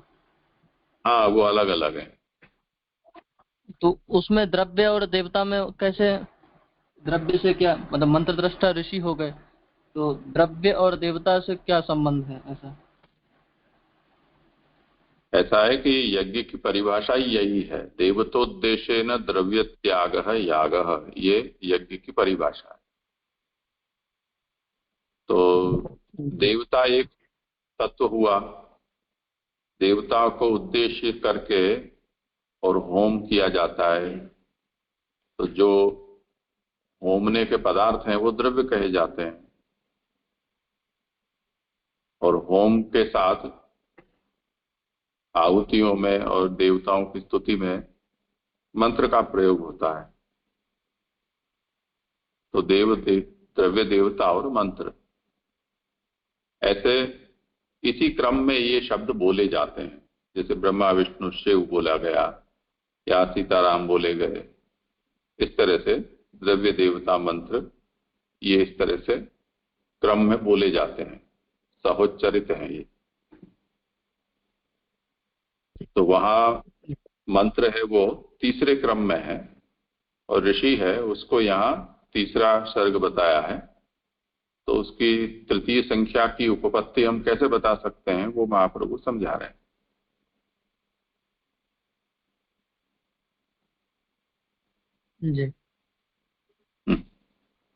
जी जी यहाँ जो कारिका, आगे कारिका है ना 121 पेज पर, वहां पे 4 सर्ग बताए, कुमार, आर्ष, प्राजापति और मानव, ये सर्ग विशेषों के नाम है। तो ये जो ऋषि सर्ग है उसके साथ कुछ कोरिलेशन ऐसा समझ सकते हैं? तृतीय ऋषि सर्ग है ऐसा, आर्ष के कुछ, आर्ष ऋषि संबंधी आर्ष कहा जाता है,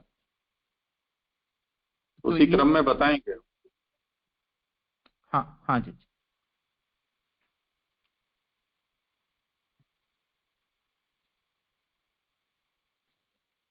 यहाँ पे जैसे जो ऋषि सर्ग मुख्य यानी कि सनक और सनंदन है, उसमें ऐसा लिखा है कि ये आदि रूप यह ऋषि सर्ग मुख्य और ज्ञानी होने के कारण कर्म का अंगभूत नहीं था।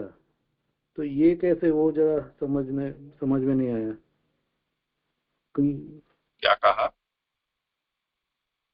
जी जी जी, यहाँ पे जो सनक और सनंदन आदि रूप जो ऋषि सर्ग है वो मुख्य और ज्ञानी होने के कारण कर्म के अंगभूत नहीं था, तो वो कैसे समझना? उन्होंने तो कुछ किया ही नहीं ना, बैठ गए वो तो। यार लेकिन ऋषि तो वो भी कहलाते ही है, तो इसलिए उनको, ये दोनों ही ऋषि कक्षा पे आ गए तो उनको ही ऋषि सर्ग मान लेते, उनको क्यों अलग रखा? उसमें ये कारण बताते हैं। कोई ये पूछे कि तृतीयम ऋषि सर्गंच, तो ये प्रथम में जो कौमार सर्ग में जो हुए वो भी तो ऋषित्व को प्राप्त हुए थे, तो उसका यहाँ समाधान दिया कि वो ऋषित्व होते हुए भी वो ज्ञानी हो गए, उसके कारण कर्म के अंगभूत नहीं बन पाए।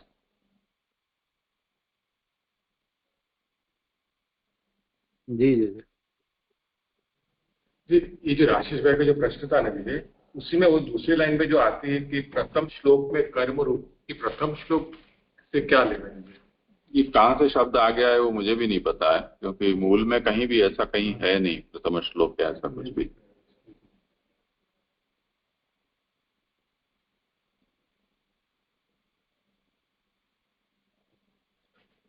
ये पुरानी जो हिंदी की सुबोधनी है उसमें देखना चाहिए कि वहां कुछ और शब्द हैं या क्या है।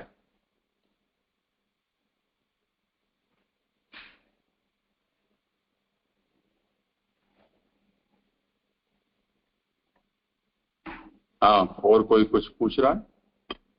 एक प्रश्न मेरा ये था कि ऋषि सनत कुमार भी थे, उनमें भी आवेशावतार, नारद जी में भी आवेशावतार, वो भी ऋषि, तो दोनों को अलग अलग करने का प्रयोजन क्या?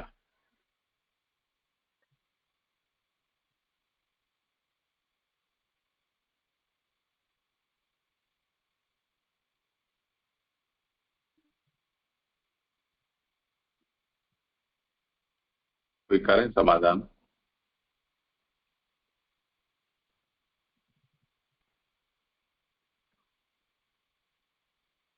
अभी तो जो प्रयोजन तो बताया ही ना, अभी दोनों पे ही ऋषित्व होने पर भी कर्मोपयोगी वो नहीं हो पाए क्योंकि ज्ञानी हुए। तो जिस प्रयोजन से उनको प्रकट किया गया वो प्रयोजन सिद्ध नहीं हुआ, ये एक बात थी। दूसरा तो ये है कि उनकी उत्पत्ति का क्रम अलग अलग है, तो उनको तो अलग बताना ही पड़ेगा, सब साथ तो हुए नहीं।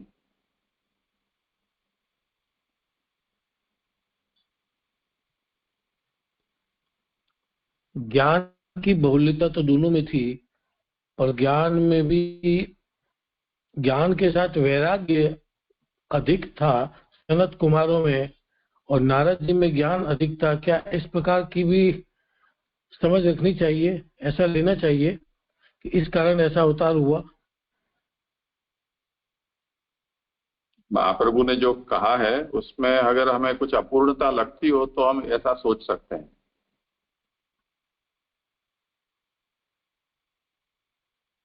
हाँ, समझ गया।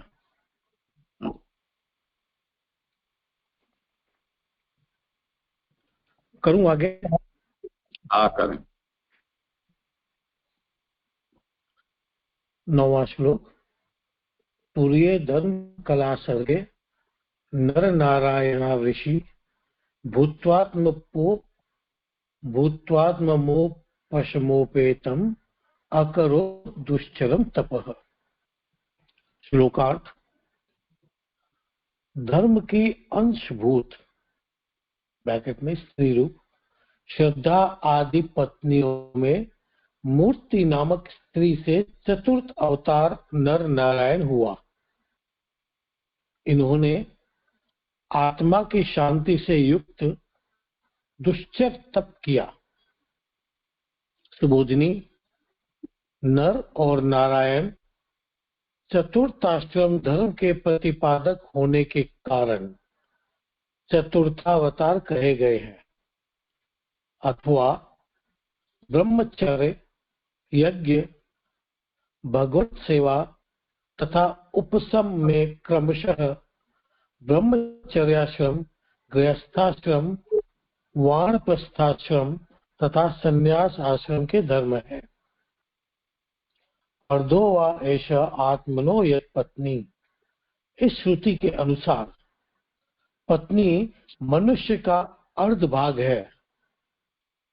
इसलिए श्रद्धा आदि जो धर्म की पत्नियां हैं वे धर्म कला अर्थात धर्म का अंश रूप कही गई है। इन श्रद्धा आदि के उत्पन्न होने पर पीछे मूर्तिभूत जो धर्म है उसी का रूप जो मूर्ति नाम की स्त्री थी उससे नर नारायण भगवान हुए। धर्म तो वेद मूलक है और ऋषियों का वेद से संबंध रहता है, इसलिए मूर्ति नाम की स्त्री से ऋषि रूप में नर नारायण उत्पन्न हुए। कहना है यहाँ पर ऐसा है कि चतुर्थ आश्रम के प्रतिपादक, चतुर्थ आश्रम धर्म के प्रतिपादक होने के कारण नर और नारायण का अवतार चतुर्थावतार कहा गया है। चतुर्थावतार में आश्रम के अनुसार चौथा आश्रम संन्यास आश्रम धर्म है। इनका प्रयोजन जो मुख्य है, इंद्रियों को संयम द्वारा कठिन तपस्या करना, जो संन्यास आश्रम का ही मूलक है, इसलिए ये चतुर्थ अवतार कहा गया है। परम हंसों का धर्म दो प्रकार का है, एक तो भक्ति युक्त और दूसरा वैराग्य युक्त। और अन्यत्र यह कहा गया है कि सहस्त्र कवच का वध करने के लिए नर नारायण उत्पन्न हुए, किंतु श्रीमद् भागवत में तो पारमहंस धर्म के उपदेशार्थ दोनों ही अवतार का कथन है। नारायण अवतार है और नर में भगवान का आवेश है। आत्मोपशमन से यह सूचित किया गया है कि नर नारायण द्वारा किया गया लय ज्ञान सहित था।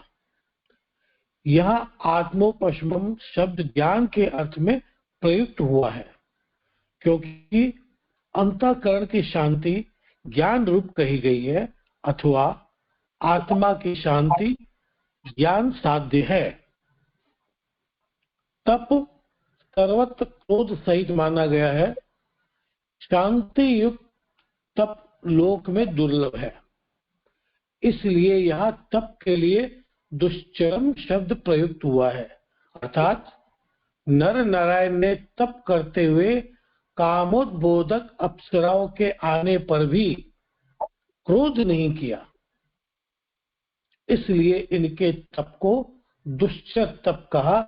ऐसा तप किसी अन्य ने नहीं किया। यहाँ नर और नारायण दोनों एक ही अवतार है, भिन्न भिन्न नहीं। अतः दोनों की कृति एक समान एक अवतार के रूप में ही है। जिस प्रकार मेरी समझ में ये आया, नर और नारायण के अवतार में उदाहरण के तौर पर मैंने कृष्ण और अर्जुन को समझा। अर्जुन नर और कृष्ण अवतार में नारायण। अब चूंकि यहाँ चतुर्थ अवतार के कहे जाने के कारण संन्यास आश्रम की बात है, और इनके अवतार का मुख्य प्रयोजन भी है वो कठिन तपस्या, इंद्रियों को संयम करके कठिन तपस्या करना। जिस प्रकार सनत कुमारों ने इंद्रियों को संयमित करके ब्रह्मचर्य का पालन किया, वो मैसेज प्रभु ने दिया। यहाँ पर इंद्रियों को संयम करके कठिन तपस्या का, जो संन्यास आश्रम का ही एक अंग है, ये मैसेज यहाँ पर इसमें प्रभु दे रहे हैं, जो नर और नारायण के रूप में उन्होंने ये मैसेज दिया। यहाँ जब परमहंस का मुझे कुछ तात्पर्य समझ में नहीं आया, ये थोड़ा क्लियर करना है मुझे। परमहंसों का धर्म दो प्रकार का है, ये बात समझ में नहीं आई मुझे। हाँ, किसी को समाधान करना हो तो। हाँ, जैसे इसमें ये है कि आप श्री ने पहले बताया कि जो सन्यास है, तो सन्यास में पहले जो है 4 प्रकार का सन्यास लिया जाता है, कुटीचक, बौद्धक, फिर हंस, परमहंस। यानी सन्यास की आखिरी स्टेज जो होती है उसको परमहंस माना गया है। इस तरह से है, और उसमें 2 काम होते हैं। उसमें एक तो भक्ति निरत रहता है और दूसरा वो वैराग्य युक्त रहता है। यानी वो उसको उसमें सारे उसमें नियम दिए हैं परमहंस के। ऐसा जैसे मेरी समझ में मुझे याद है। अब आगे और कुछ हो तो और बताएं आप। नहीं, ठीक है, त्यागी वैरागी हैं, उनको परमहंस कहा जाता है। वही बात कह रहे हैं कि एक तो भक्ति युक्त होते हैं, दूसरे वैरागी युक्त।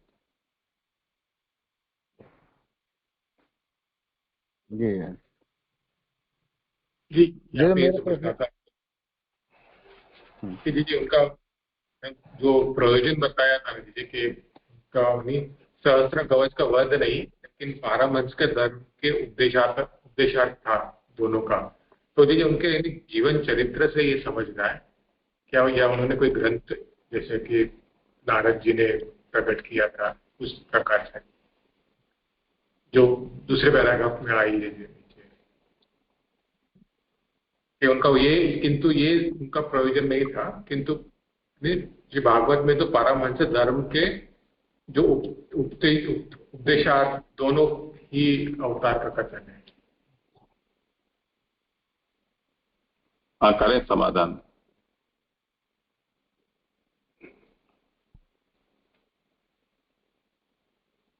आपका प्रश्न एक बार पुनः थोड़ा स्पष्ट करके पूछें, प्रश्न मुझे थोड़ा समझ में नहीं आया। एक दूसरे पैराग्राफ में जो बताया ना कि उनका कहीं ये बताया है, अन्यत्र यह कहा गया है कि उनका जो ये प्रकट होना था वो सहस्त्र कवच का वध करने के लिए था, लेकिन किंतु ऐसा नहीं है। किंतु श्रीमद् भागवत में तो वो ये बताया है कि वो जो धर्म के उपदेशार्थ, जो पारमहंस धर्म है, उनके उपदेशार्थ उन दोनों का अवतार का कथन किया गया है। तो ये समझना था कि उपदेशार्थ जब कहते हैं तो उनके जीवन चरित्र से लेना है या उन्होंने नारद जी के जैसे कोई ग्रंथ प्रकट किया है। ऐसा तो यहाँ पर स्पष्ट नहीं प्रमाण मिलता है, बल्कि यही बात समझ में आई है कि उनके अवतार का जो प्रयोजन है वो दुष्चर तप के लिए है, और ये सहस्त्र कवच का वध करने की जो बात है ये अन्यत्र कहीं कही गई है, उसका उल्लेख मात्र किया गया है, विस्तार से इसका यहाँ कुछ मिलता नहीं है। परंतु विस्तृत रूप में यही प्राप्त हुआ इस श्लोक में कि उनका मुख्य प्रयोजन जो है, उद्देश्य प्राकट का, अवतार का, वो दुष्चर तप है, कठिन तप है, इंद्रियों को संयमित करके। तो उतना ही समझना चाहिए।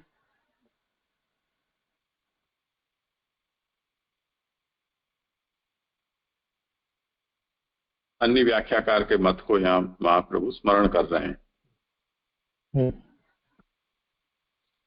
जी यहाँ पे जैसे सनत कुमार जी ने जैसे किया, इसी प्रकार से यहाँ पे भी वही ग्रहण करना है। उन्होंने तो कुमार अवस्था यानी जो पहले ब्रह्मचर्य, यहाँ पे तो सन्यास जो अंतिम आश्रम है, तो वहाँ पे जैसे उन्होंने किया, जैसे हमने वहाँ पे ग्रहण किया, इसी प्रकार इस अवतार में भी हमें ऐसे ही ग्रहण करना है ना कि उन्होंने ऐसा किया। और जी जो वहाँ पे और एक नीचे से तीसरी लाइन आई कि नर नारायण द्वारा किया गया लय ज्ञान सहित था, ये नहीं समझ में आया, ये क्या कहना चाहते? कहाँ? नीचे से तीसरी लाइन 124 पे दीजिए कि नर नारायण द्वारा किया गया लय ज्ञान सहित था। लाइन पूरी पढ़ता हूँ, मैं पूरी पढ़ता हूँ, लाइन स्पष्ट होगा आपको। जब आत्मोपशमम से यह सूचित किया गया है कि नर नारायण द्वारा किया गया लय ज्ञान सहित था। तो यहाँ आत्मोपशमम शब्द ज्ञान के अर्थ में प्रयुक्त हुआ है। इसका अर्थ है ये मुझे भी क्लियर नहीं है। जय उपशम यानी शांति, उसको यहाँ हिंदी भाषा में लय कहा गया है। तो आत्मनः उपशमः, आत्मोपशमम। तो ये जो तप था इनका वो ज्ञान सहित था, उसके लिए ये कहा है कि ये आत्मोपशमम तपम, तपः, ये आत्मा को शांति देने वाला था और वो ज्ञान साध्य होता है। इसको इस तरह से इसलिए कहा गया कि सामान्यतया जितने भी तप होते हैं वो क्योंकि बहुत ज्यादा दमन करके और तप किया जाता है, इसलिए उसमें ज्ञान इतना प्रधान नहीं रह जाता है, क्रोधावेश आ जाता है। तो क्रोध सहित तप है वो तो बहुत प्रसिद्ध है, पर ये शांति सहित का जो तप है वो बहुत ही दुर्लभ है। इसलिए इसकी विशेषता बता रहे हैं कि ये दुश्चर शांति सहितंतु लोके दुर्लभम इति दुश्चरम इति उक्तम। जी हाँ, स्पष्ट हुआ जाए। यहाँ पे जी ये जो बात आई कि धर्म, ये जो 124 जो पेज है उसमें सेकंड लास्ट पैराग्राफ, धर्म तो वेद मूलक है और ऋषियों का वेद से संबंध रहता है, इसीलिए मूर्ति नामक स्त्री से ऋषि रूप में नर नारायण हुए। तो यहाँ पे इसीलिए मूर्ति नामक ये कौन से रेफरेंस में आया वो मालूम नहीं पड़ रहा है।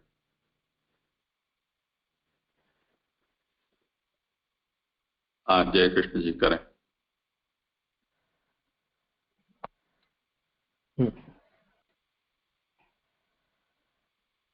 इसको थोड़ा पहले से पढ़े कि श्रद्धा आदि जो धर्म की पत्नियां हैं वे धर्म कला अर्थात धर्म का अंशरूप कही गई है। अब इन श्रद्धा आदि के उत्पन्न होने पर यानी धार्मिक भावना होने से श्रद्धा मन में उत्पन्न होगी, श्रद्धा उत्पन्न होगी तभी धर्म कर्म होगा। उसके पीछे मूर्तिभूत जो है वो धर्म है, उसी का धर्म का ही रूप मूर्ति नाम की स्त्री, यदि ये भी धर्म का एक अंग रूप माना जाना चाहिए, ऐसा मेरी समझ में आता है। उसी मूर्ति नाम की स्त्री से नर नारायण भगवान हुए। अब धर्म तो वेद मूलक है, यानी जो वेदों ने आज्ञा करी जीव के लिए कि ये कर्म करना, वो धर्म, वेद आज्ञा पालन करना, ये धर्म। और ऋषियों का वेद से संबंध रहता है, वेदों का अधिकार भी वैसे ऋषियों पर ही है, वर्णाश्रम के अनुसार भी देखे तो ऋषियों का वेद से संबंध रहता है।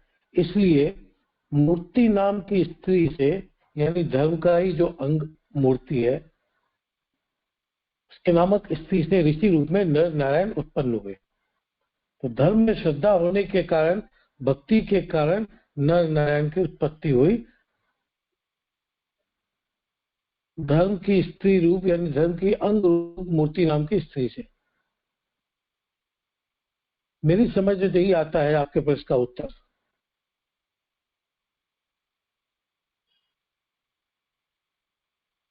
हुआ समाधान? जी थोड़ा स्पष्ट करें तो ज्यादा अच्छा है। हाँ, इसमें बात यह है कि ये सब दक्ष की कन्याएं हैं और धर्म के साथ ब्याही हैं। श्रद्धा मैत्री दया शांति तुष्टि पुष्टि क्रियोन्नति बुद्धिर्मेधा तितिक्षा हरि और मूर्ति, ये 13 पत्नी उनकी बेटियां हैं। उनका धर्म के साथ विवाह हुआ। उसमें जो 13वीं कन्या है वो धर्म के साथ उसका विवाह हुआ है, तो उसको आप आज्ञा करते हैं कि ये सब धर्म की कलाएं हैं, श्रद्धा आदि। तासाम सर्गे जाते, उनकी जब उत्पत्ति हुई उसके बाद मूर्तिभूत धर्म रूपा मूर्ति ही। मूर्तिभूत धर्म यानी जो धर्म व्यक्ति के रूप में वहां प्रकट हुआ, वो धर्म मूर्ति के साथ मूर्ति का विवाह हुआ, ये तात्पर्य है। अब वो धर्म के साथ उसका विवाह हुआ, उससे इन दोनों की उत्पत्ति है, नर नारायण की। मूर्तिभूत धर्म से मूर्ति नाम की जो कन्या है उनमें नर नारायण का अवतार है। अब जो धर्म है वो क्या है? वो वेद मूल है, यानी धर्म का मूल वेद है।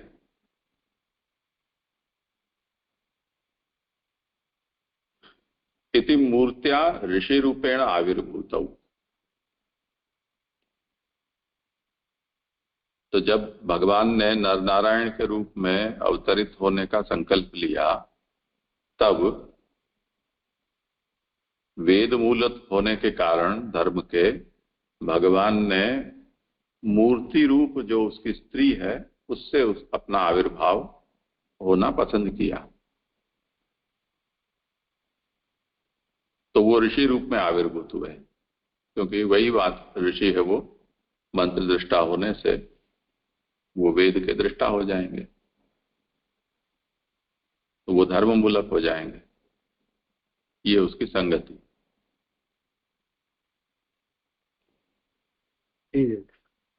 धर्म का मूल वेद है और वेद के दृष्टा ऋषि हुए।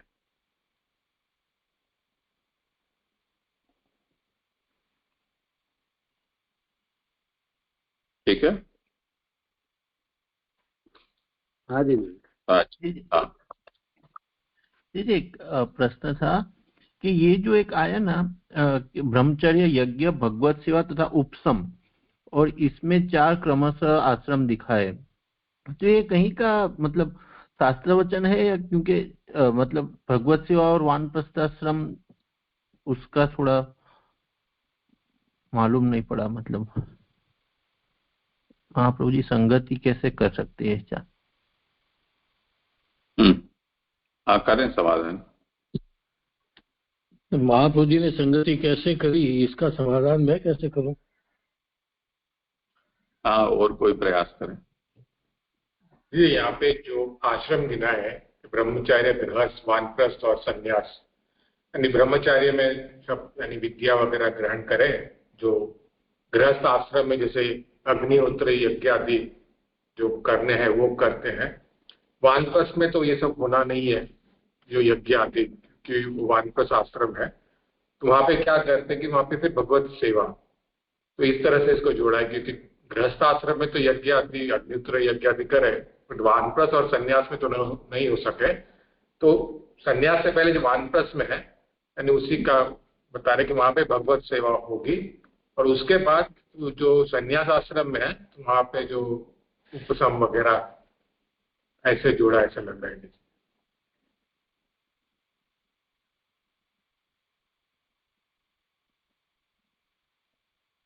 ऐसे ही लेना है जी।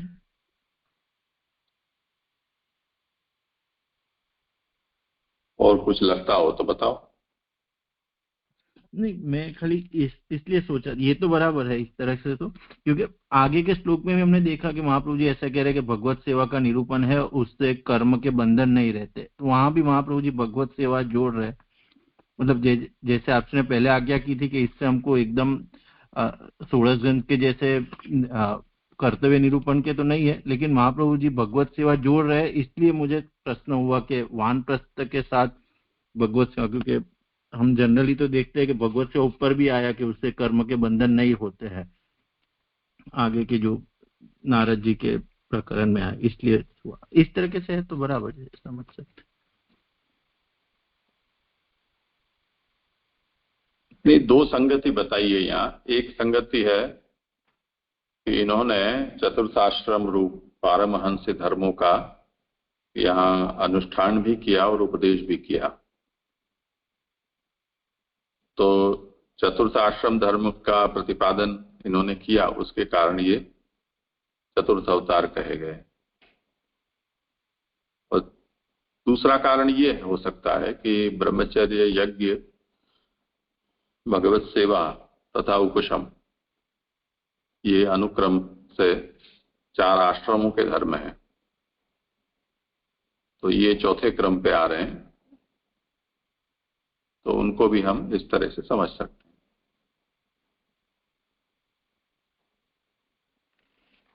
हैं। हाँ, तो जी मतलब ये क्रम कहीं पे मतलब शास्त्र में लिखा हुआ है कि ये क्रम आता है, वो मेरे को खाली एक प्रश्न था कि कहीं पे वेल डिफाइंड ऐसा। तो यहाँ जो क्रम में निरूपण किया जा रहा है उसमें से ये बातें आ रही हैं, जैसे प्रयोजन के रूप में एक बातें दिखाई गई हैं, तो ये प्रयोजन के रूप में आ रही है ना बातें। ब्रह्मचर्य, यज्ञ, नारद जी के द्वारा भगवत सेवा, और यहाँ पर उपशम रूप शांति। अच्छा, हाँ जय, इस तरह से क्लियर हुआ। हाँ, ये मतलब ये चारों 4 जो अभी तक के अवतार किए, इसमें ये 4 आए। हाँ जय, अच्छी तरह से क्लियर, उसमें 4। हाँ, ये दृष्टि नहीं गई थी। हाँ, प्रणाम जय। ठीक है, आज यहाँ रखते हैं विराम।